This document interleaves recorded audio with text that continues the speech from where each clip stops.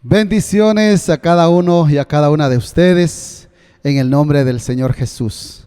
Precioso es estudiar la palabra de nuestro Señor, y qué mejor este estudio del Sermón del Monte, aquel precioso manual de vida del cristiano que Jesús nos dejó en el Sermón del Monte. Continuamos hoy nuestro estudio, y antes un breve repaso de todo lo que hemos visto hasta aquí. Hemos hablado en los 3 capítulos anteriores acerca de las bienaventuranzas.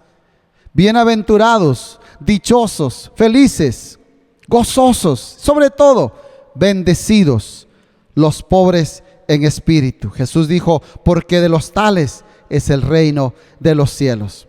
Hemos visto que los pobres en espíritu no son precisamente pobres materialmente, sino aquellos que reconocen que no tienen absolutamente nada con qué presentarse delante de Dios para comprar la salvación, para comprar el perdón de sus pecados, sino más bien que reconocen que Jesús pagó el precio. Ellos, dice, de ellos es el reino de Dios. Los pobres en espíritu. Jesús también nos dijo, bienaventurados los que lloran, porque recibirán consolación. ¿Y quiénes son aquellos que recibirán consolación sino los que lloran por sus pecados, los que lloran por haber ofendido a Dios, los que lloran por el dolor que causa el pecado? Ellos serán consolados. También hemos visto que son bienaventurados los mansos, porque ellos recibirán la tierra por heredad.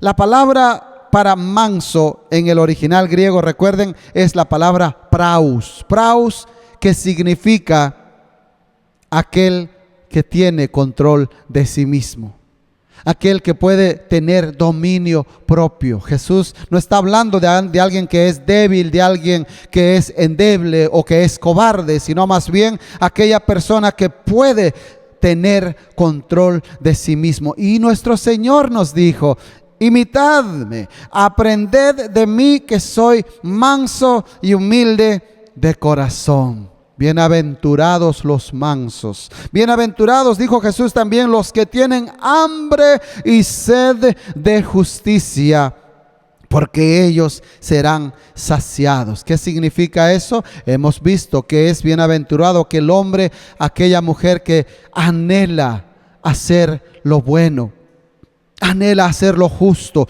lo recto, lo agradable ante los ojos de Dios. Contrario de la gente del mundo, que también tiene hambre, pero tienen hambre de fama, de dinero, tal vez de admiración, de poder. Y hay algo que ellos tienen en común, dijimos. Pueden llegar a tener todo ello, pero siempre estarán insatisfechos.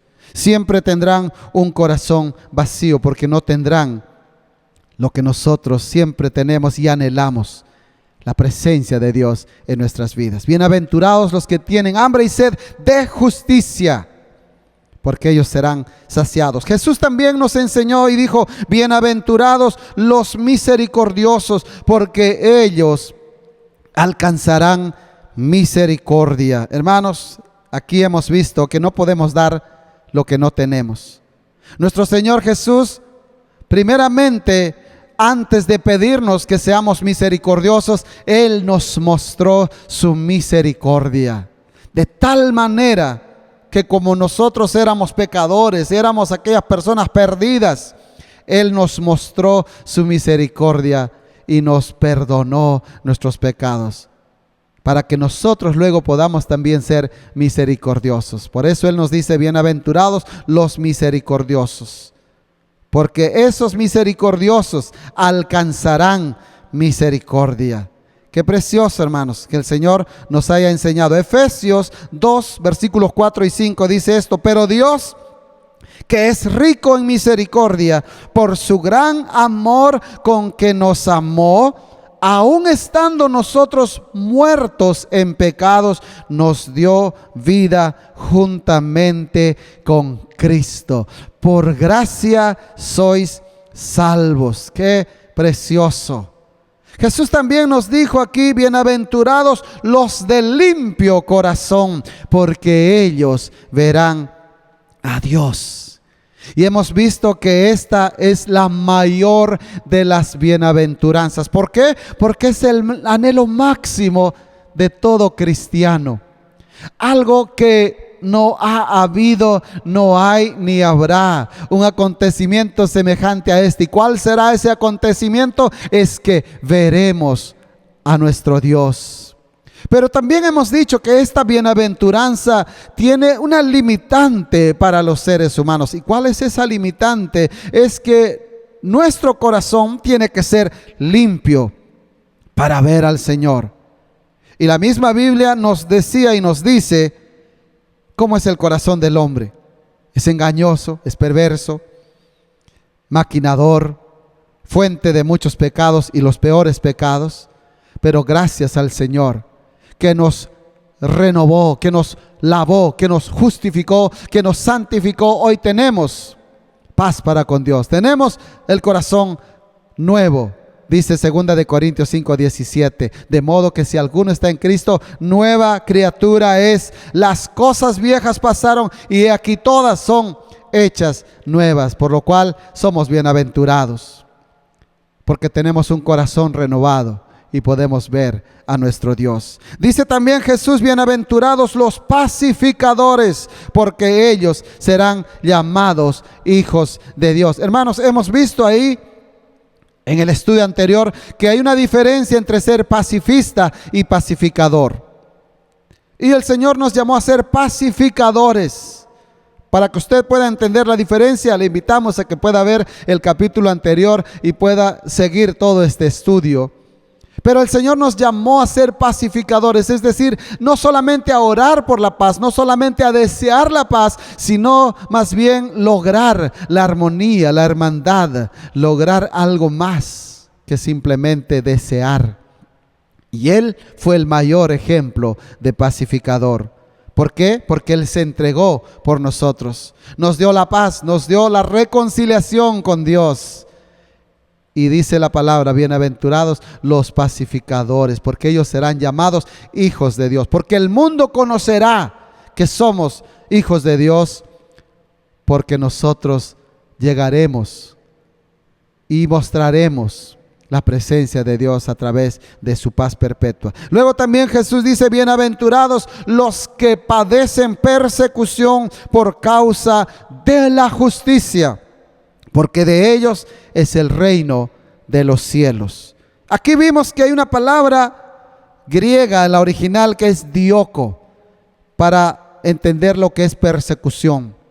Y es que esa palabra significa rechazar, significa ahuyentar, oprimir, significa expulsar de un lugar. Todo ello es lo que podemos ser por seguir la justicia de nuestro Dios.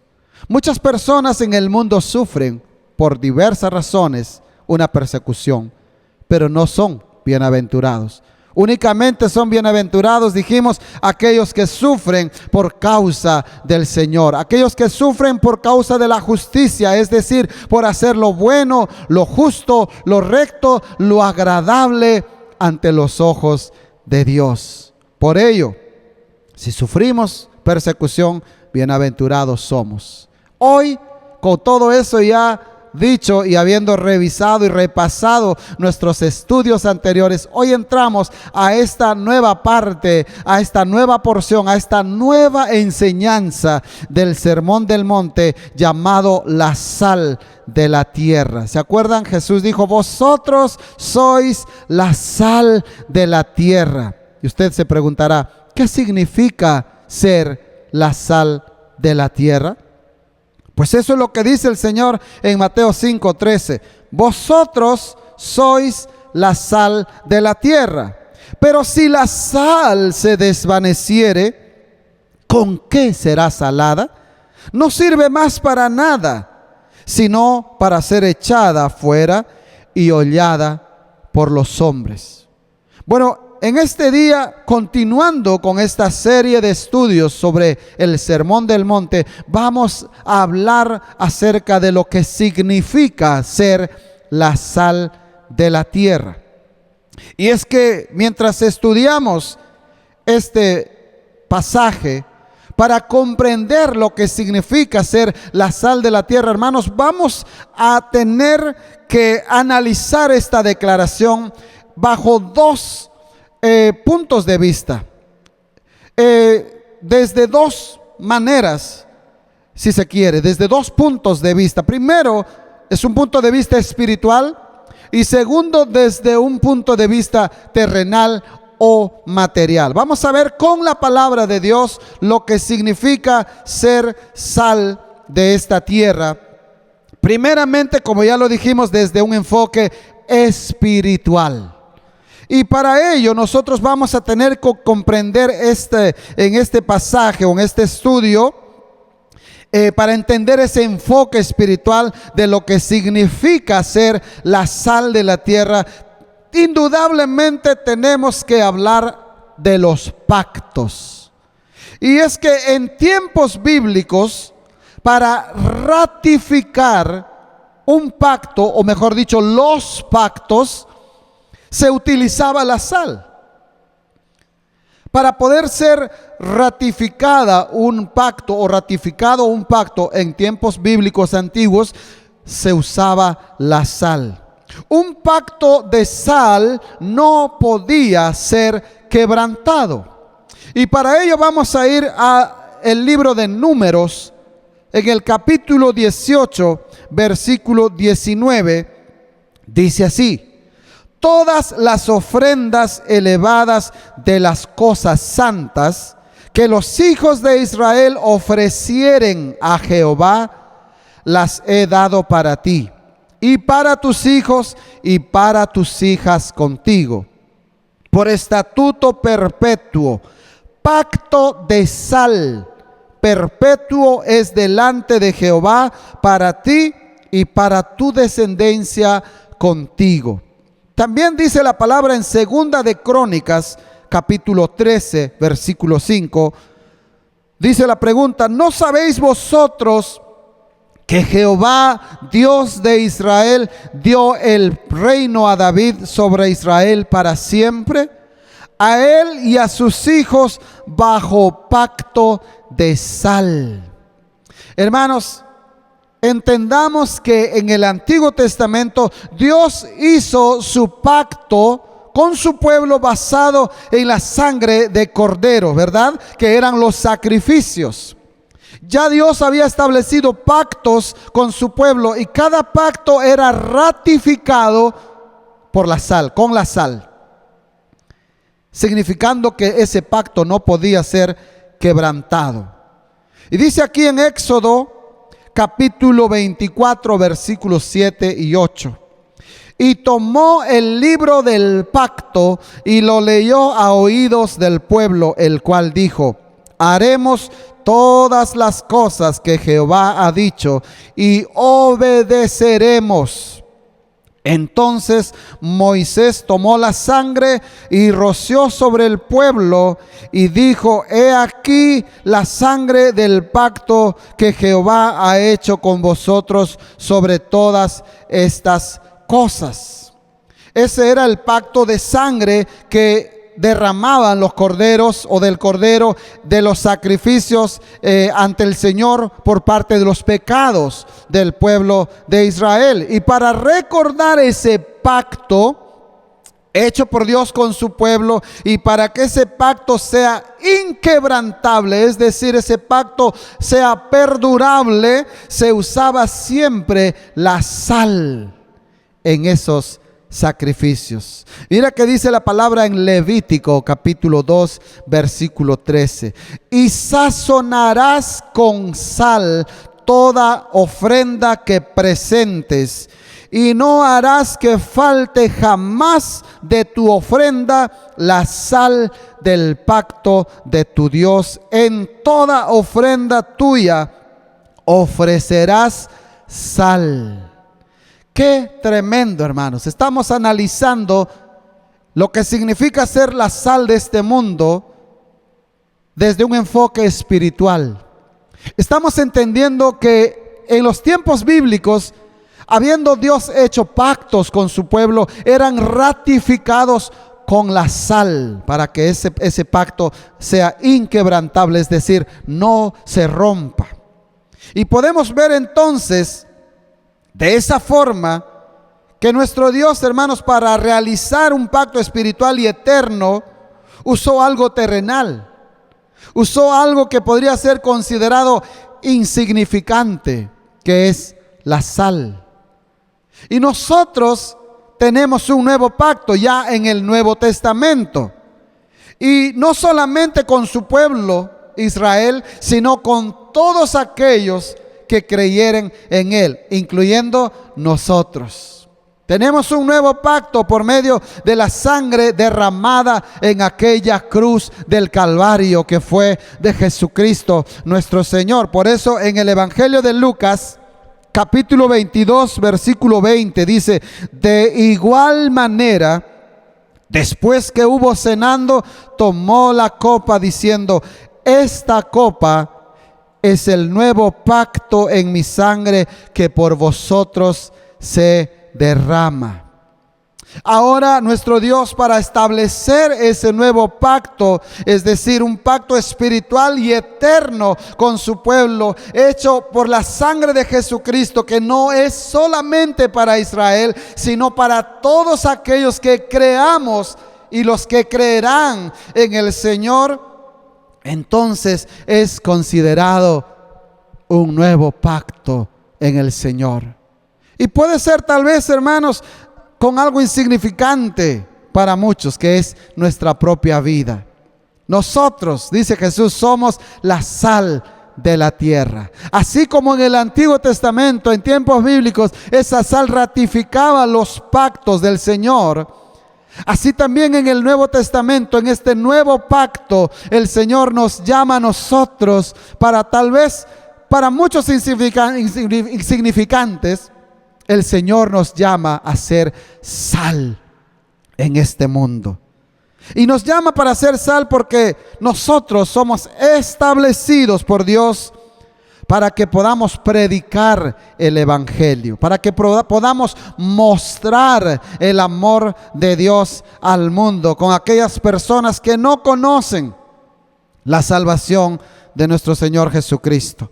Dice así el apóstol Pablo en 2 de Corintios 3, versículos 4 al 6. Y tal confianza tenemos mediante Cristo para con Dios, no que seamos competentes por nosotros mismos para pensar algo como de nosotros mismos, sino que nuestra competencia proviene de Dios, el cual asimismo nos hizo ministros competentes de un nuevo pacto, no de la letra, sino del Espíritu, porque la letra mata, mas el Espíritu vivifica. Somos la sal de esta tierra. Somos llamados por Dios, así como el Señor usó la sal en tiempos bíblicos para ratificar sus pactos. Nosotros somos parte del nuevo pacto en Cristo Jesús, y Él nos llama a compartir de su palabra, a ser sal en esta tierra. Hasta aquí hemos visto entonces y analizado desde un enfoque espiritual. Ahora vamos a analizar qué significa ser sal de esta tierra desde un enfoque terrenal. Y es porque en la actualidad, hermanos, muchas personas y de muy buenas intenciones puedan intentar tal vez transformar su ciudad, transformar su nación, transformar el lugar donde viven, y puede ser muy bonito todo deseo, pero ellos piensan que la única manera de cómo pueden lograrlo es llegando a hacer algo.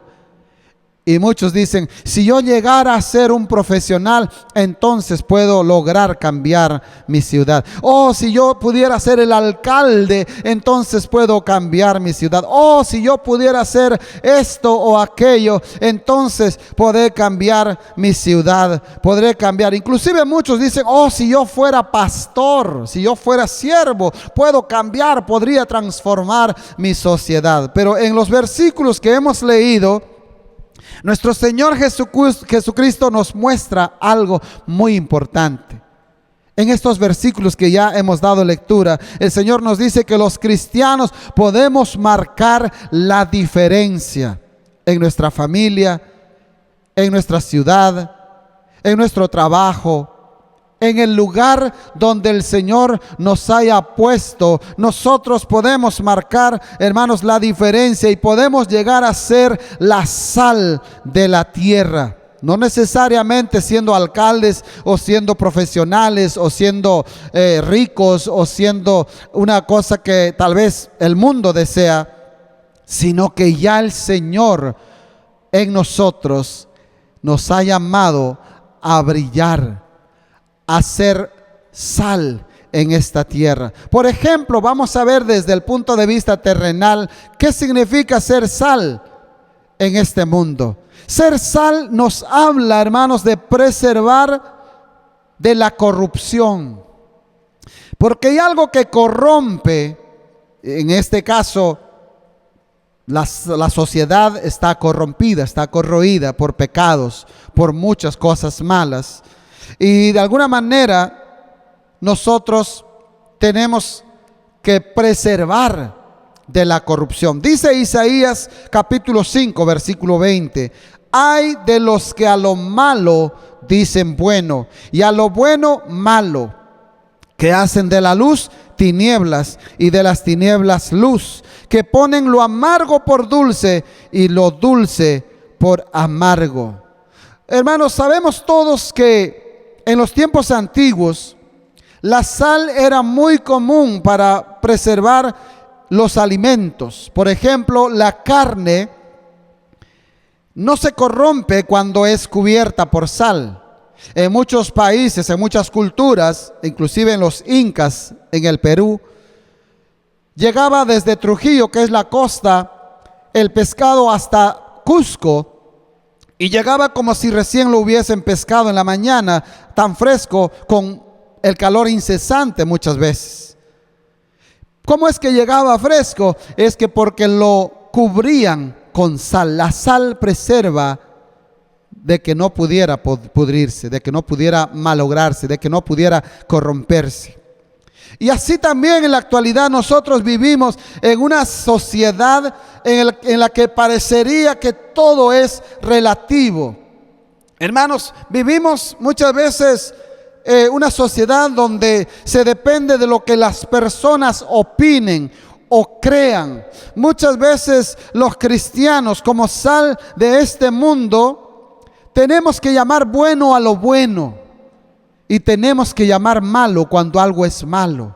Tenemos que llamar el pecado por su nombre cuando es algo que no le agrada a Dios.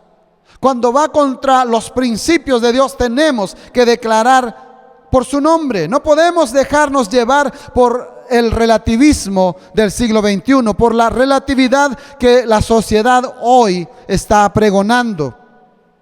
Algo que es muy importante reconocer, hermanos, que muchas veces por congraciarnos, muchas veces por ser agradables a las personas, se nos olvida que tenemos que ser la sal de este mundo. Y en lugar de eso, muchas veces nos tornamos en azúcar de este mundo, lo cual significa que nosotros aprobamos o simplemente permitimos o simplemente nos quedamos callados cuando vemos que hay cosas malas que están sucediendo a nuestro alrededor, cosas que no le agradan a nuestro Dios, cosas con las cuales el Señor no está de acuerdo.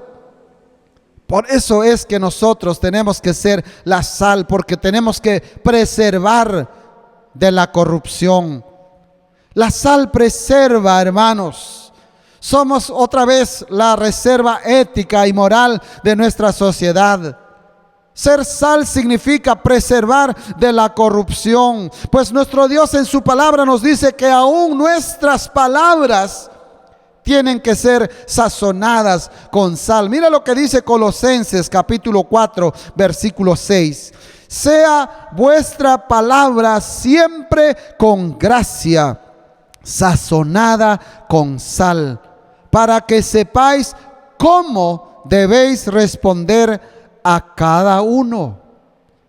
Aquí podemos ver en esta palabra, hermanos, que no se trata de ser ofensivos, no se trata de agredir a alguien, pero sí tenemos que saber cómo responder a cada uno. El Señor nos ha llamado para ser sal en este tiempo, que preservemos de la corrupción. Ser sal también nos habla de ser influencia transformadora en este mundo. Él nos ha llamado como agentes de su reino en esta sociedad, como embajadores de su reino celestial. Dice esto el Evangelio de Mateo, capítulo 5, versículos 38 al 48. Oísteis que fue dicho: ojo por ojo y diente por diente. Pero yo os digo, no resistáis al que es malo.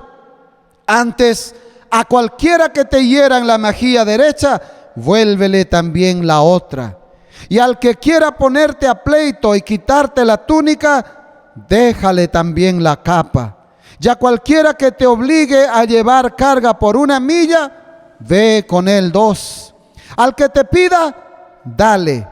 Y al que quiera tomar de ti prestado, no se lo rehuses. Oísteis que fue dicho: amarás a tu prójimo y aborrecerás a tu enemigo. Pero yo os digo: amad a vuestros enemigos, bendecid a los que os maldicen, haced bien a los que os aborrecen y orad por los que os ultrajan y os persiguen, para que seáis hijos de vuestro Padre que está en los cielos, que hace salir su sol sobre buenos y malos, que hace llover sobre justos e injustos. Porque si amáis a los que os aman, ¿qué recompensa tendréis? ¿No hacen también lo mismo los publicanos? Y si saludáis a vuestros hermanos solamente, ¿qué hacéis de más? ¿No hacen así también los gentiles? Sed pues vosotros perfectos, como vuestro Padre que está en los cielos es perfecto. Hermanos, estas enseñanzas de nuestro Señor Jesucristo en el Sermón del Monte nos permiten comprender lo que significa ser la sal de este mundo. Es decir, nos enseña que tenemos que ser influencia en el lugar donde nos encontremos. Tenemos que ser impactantes, transformadores en la sociedad en la que vivimos, siendo la sal de este mundo. Aunque sea una pequeña marca, una pequeña cantidad de sal, siendo aplicada en un lugar correcto, marca la diferencia. Y el Señor nos ha puesto entonces a nosotros como esa sal en este mundo. Verdaderamente esta forma, hermanos, de la cual nuestro Señor nos habla, es contra la naturaleza, es contra la naturaleza de este mundo, es contra la corriente de este mundo, es contracultural y definitivamente es contrario a todo lo que el mundo está viviendo hoy. Lo normal en la sociedad es amar a los que nos aman, tratar bien a los que nos tratan bien, ayudar a los que nos ayudaron antes. Pero nuestro Señor Jesucristo nos pregunta: pues si amáis a los que aman, ¿qué recompensa tendréis? Para terminar, veamos algunas de las reacciones que podemos encontrar en las relaciones con nuestros prójimos. Las reacciones que son muchas veces, sin darnos cuenta tal vez, en nuestras propias vidas. Reacciones humanas: hacer bien a los que me hacen bien. Así reacciona la humanidad. Yo hago bien a los que me hacen bien.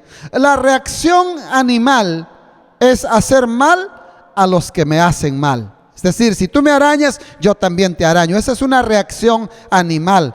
La reacción diabólica es hacer mal a aquel que me hace el bien. Es una reacción diabólica, hacer el mal a aquellos que te hacen el bien. Pero también están las reacciones divinas. Y la reacción divina es hacer el bien aún a los que me hacen daño. Hacer el bien aún a los que me hacen mal. Esta es la reacción divina. Esa vida de amor, mostrando gracia, mostrando misericordia, mostrando perdón de parte de Dios a través de nuestras vidas. Y eso es lo que hace la diferencia entre los hijos de Dios y entre los inconversos, entre los hijos de Dios y los hijos del diablo. Es lo que marca la diferencia entre ser uno más en la sociedad y ser la sal de este mundo. Porque para ser la sal de este mundo verdaderamente y ser una influencia transformadora, tenemos que tener bien claro de qué espíritu mora en nosotros, de qué espíritu somos. Y nosotros somos de Dios. El Espíritu de Dios habita en cada uno de nosotros y Él nos permite ser la luz de este mundo, nos permite ser influencia transformadora, impactante en medio de esta sociedad. Que el Señor nos bendiga, que el Señor nos ayude a ser la sal de este mundo. Bendiciones a cada uno de ustedes, hermanos.